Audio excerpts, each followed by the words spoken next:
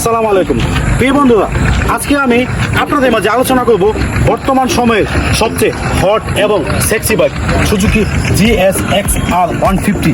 এই বাইকটির রয়েছে কিছু ভালো এবং খারাপ দিক, তাই আপনারা যারা এই বাইকটি কিনবেন ভাবছেন তাদের জন্য এই ভিডিওটি অনেক উপকার আসবে। আজকে আমাকে বাইকটি দিয়ে সহযোগিতা করবে আমার প্রিয় ছোটো ভাই রাসেল। তাহলে আমি এই বাইকটি নিজে রাইড করব এবং তার ভালো খারাপ দিক অভিজ্ঞতা আপনাদের মধ্যে শেয়ার করব।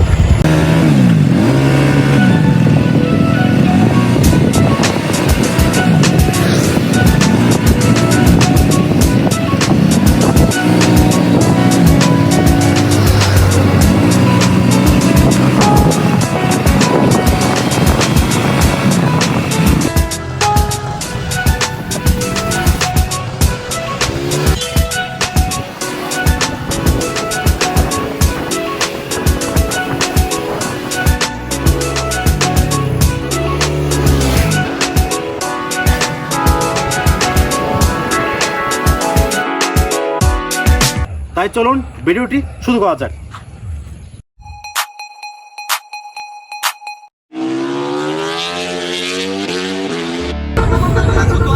শেষ ভালো যার সব ভালো তার, তাই আজকে আমি খারাপ দিক দিয়ে শুরু করব, চেষ্টা করব ভালো দিয়ে।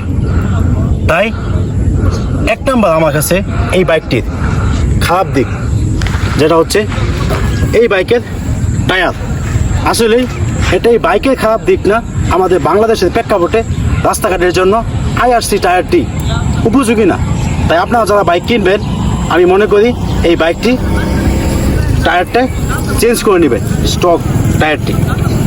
2 নম্বর খারাপ দিক হচ্ছে আমার কাছে যাদের হাইট একটু বেশি এটি একটু ঝুঁকে চালাতে হয়।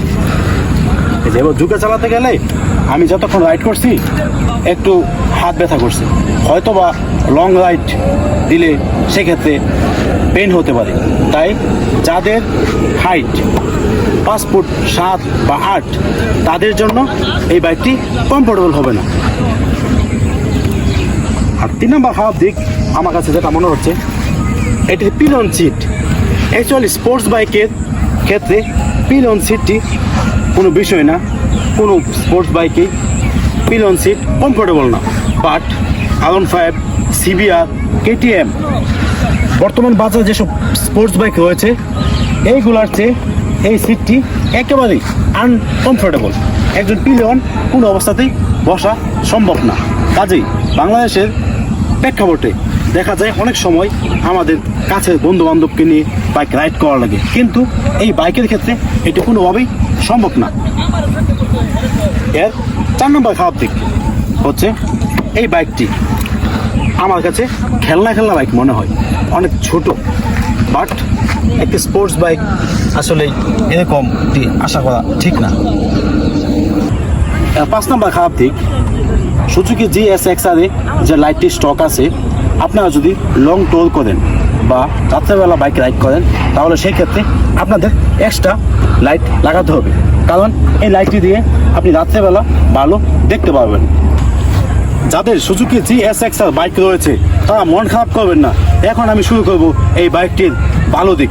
এই বাইকটির ভালো দিক শুনলে হয়তো বা এই খারাপ দিকগুলো আপনারা ভুলে যাবেন।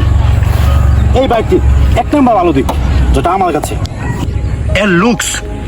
আপনাকে বাইক প্রেমী হয়ে থাকলে এক দেখাতেই পছন্দ হয়ে যাবে। এক কথায় একটি সেক্সি অ্যান্ড হট বাইক। তাই আমি আপনাদেরকে দেখাচ্ছি এর ফুল ডিজাইন।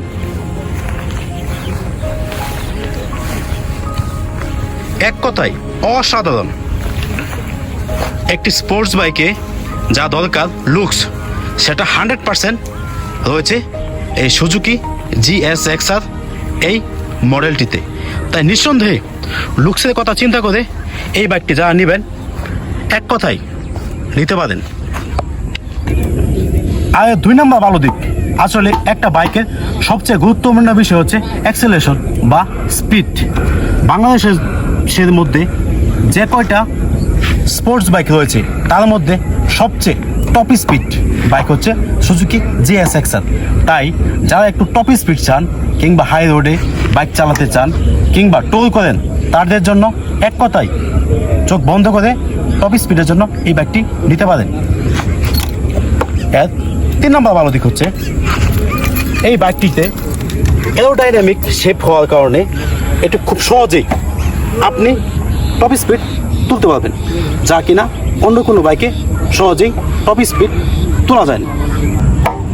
এর 4 নম্বর ভালো দিক হচ্ছে কি এই বাইকটিতে আপনি পাবেন 100% সিকিউরিটি সিস্টেম, যা কিনা বাংলাদেশের বাজারে অন্য কোনো বাইকে পাবেন না।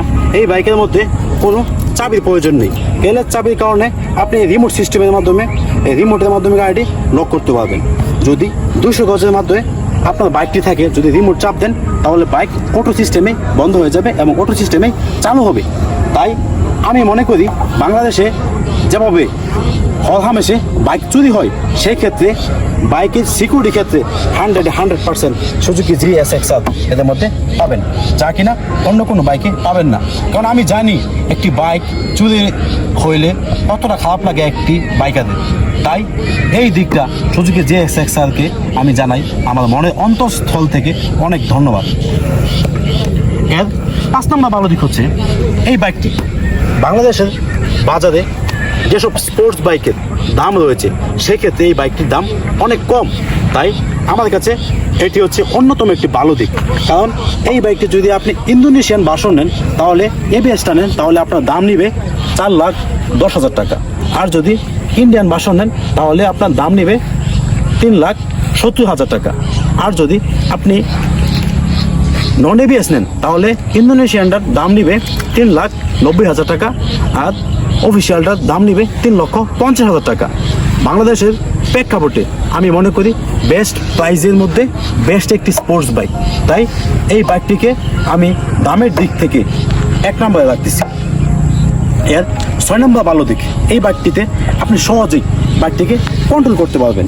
যেহেতু ABS ভার্সন, সেক্ষেত্রে আপনারা ভালো কন্ট্রোলিং পাবেন। তাই নিঃসন্দেহে যারা এই বাইকটি নিতে পারেন।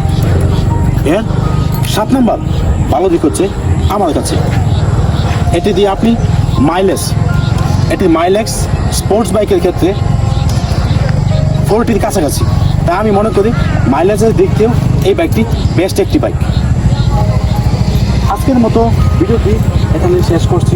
ইনশাআল্লাহ পরবর্তী সময় এর ডিটেলস ফুল রিভিউ নিয়ে আপনাদের মাঝে আমি শেয়ার করব।